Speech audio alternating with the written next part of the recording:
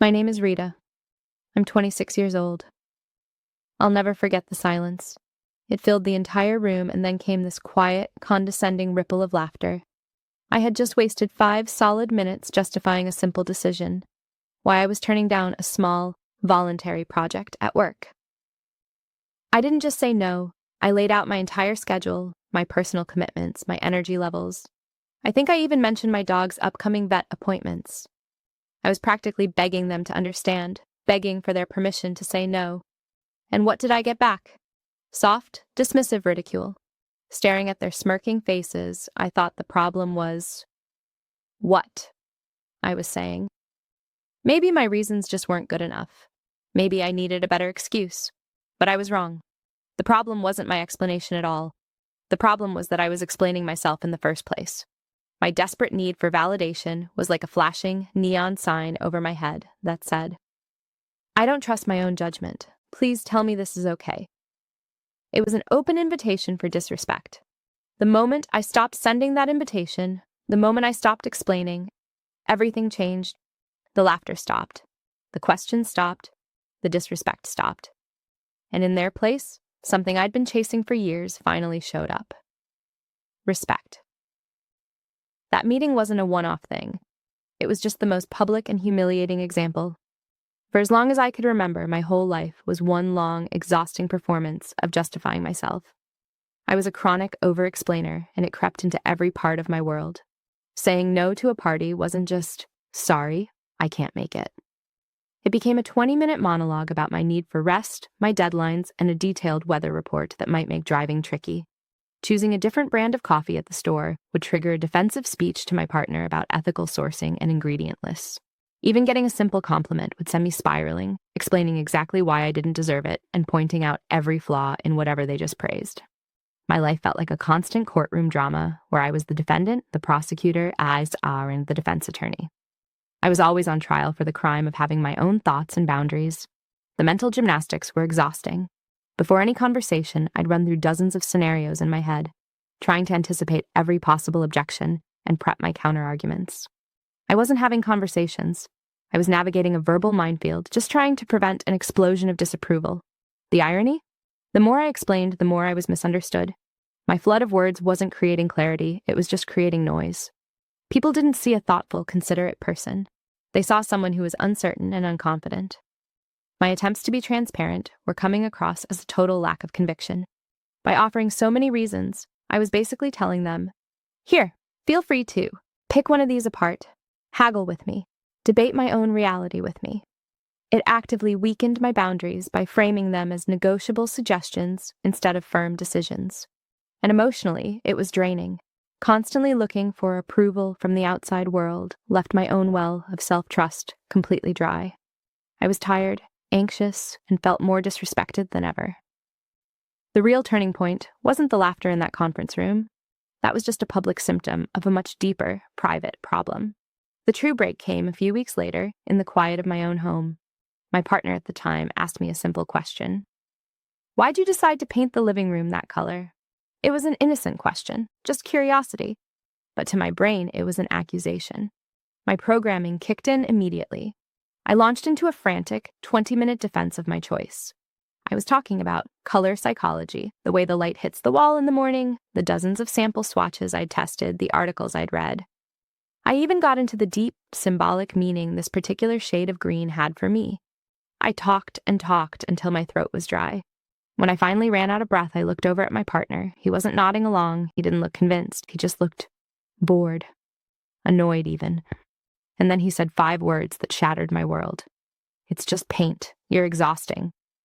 He didn't yell it. He said it with a kind of weary resignation. "You're exhausting." It wasn't about the paint. It was about me. My constant need for validation, my inability to just be.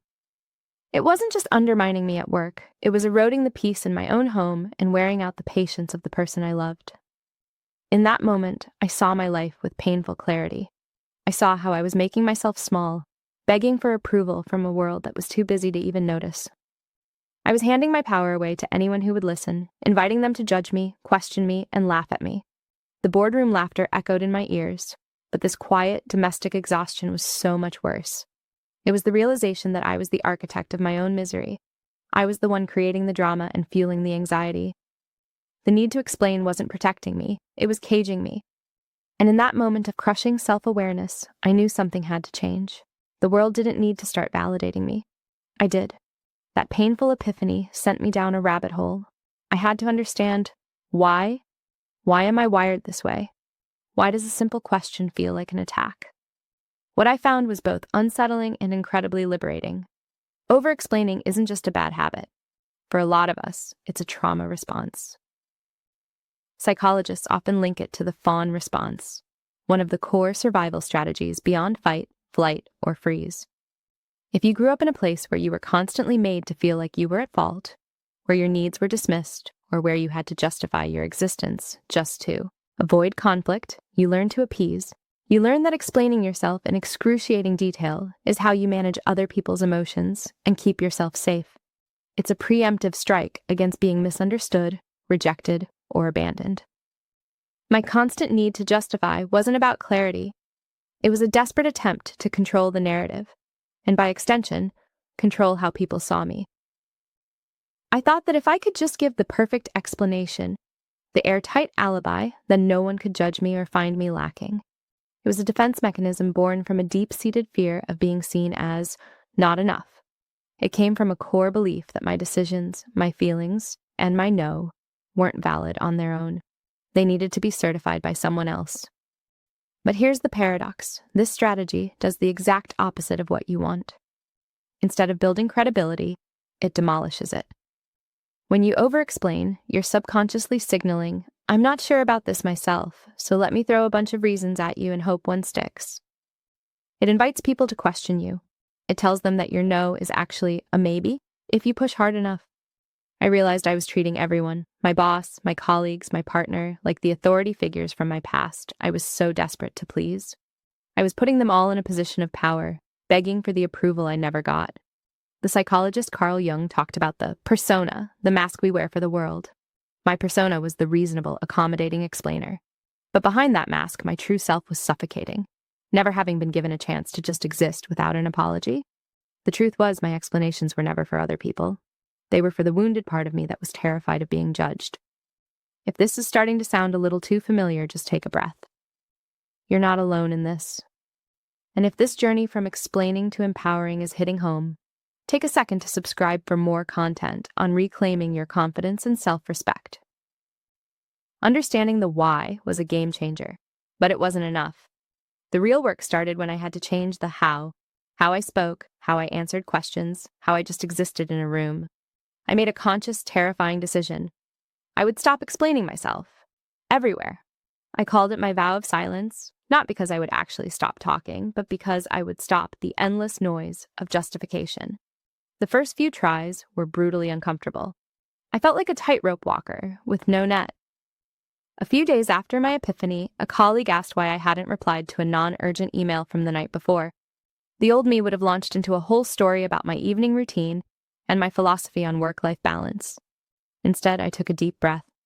I let the silence hang in the air for a beat. It felt like an eternity.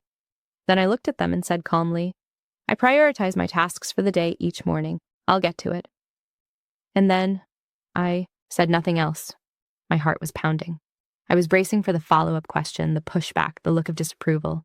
But it never came. My colleague just nodded, said, Okay, sounds good, and walked away. I was stunned. It was anticlimactic in the most revolutionary way possible. The world didn't end. They didn't think I was a jerk. They simply accepted it. It wasn't an excuse. It was a boundary. I started practicing in low-stakes situations. At the coffee shop, when asked why I wanted oat milk, I'd just say, I prefer it, instead of giving a lecture on dairy. When a friend asked why I didn't want to see a certain movie, I'd just say, it's not really my thing.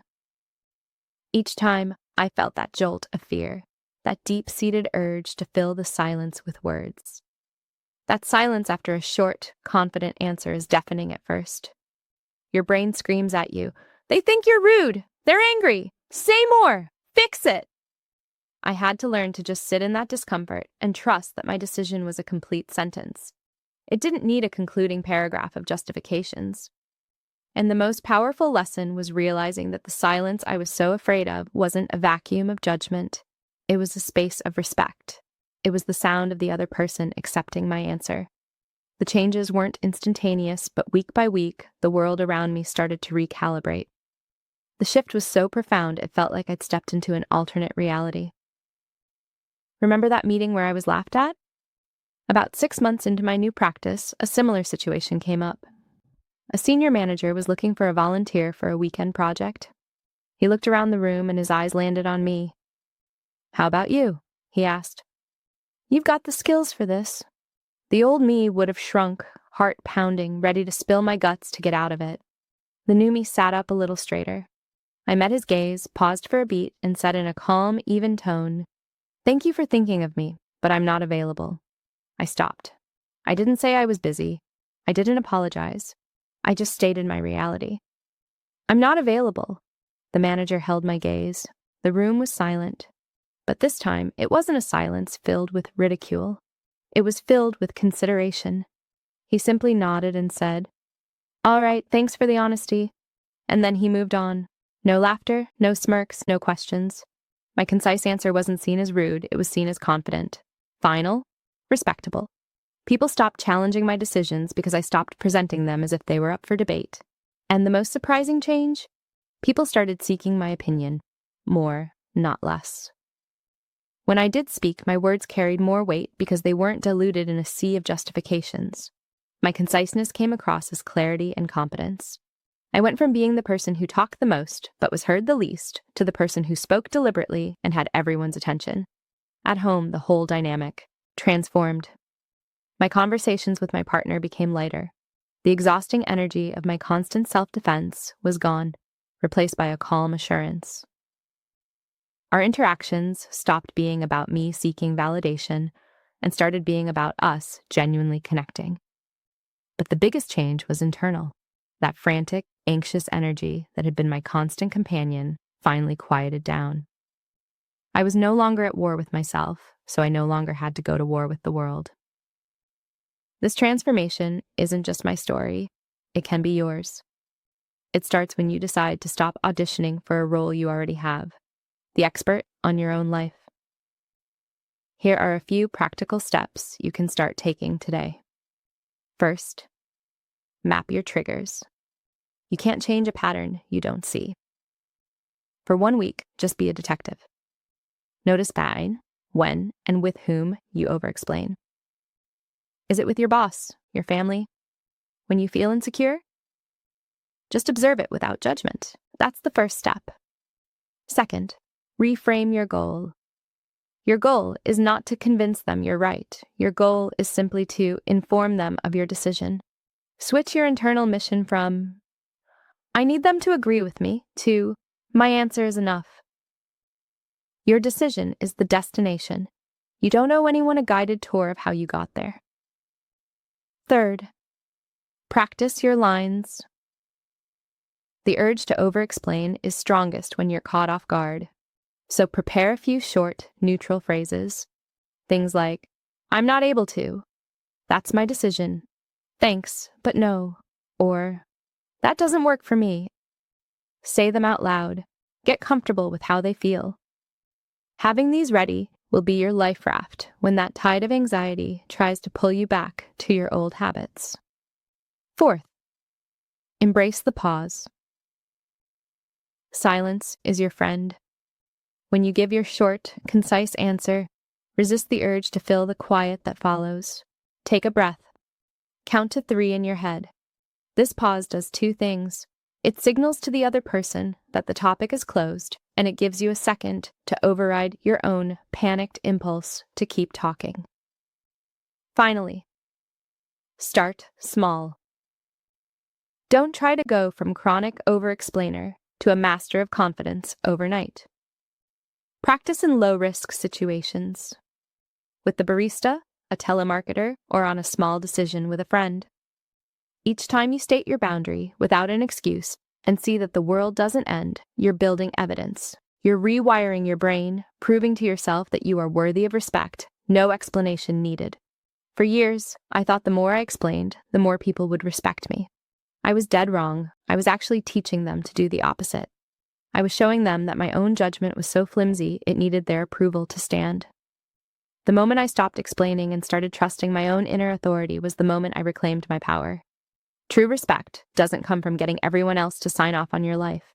It comes from the quiet, unshakable confidence that you are the sole authority on you. Your choices, your feelings, and your boundaries don't need a committee's approval. They are valid simply because they are yours.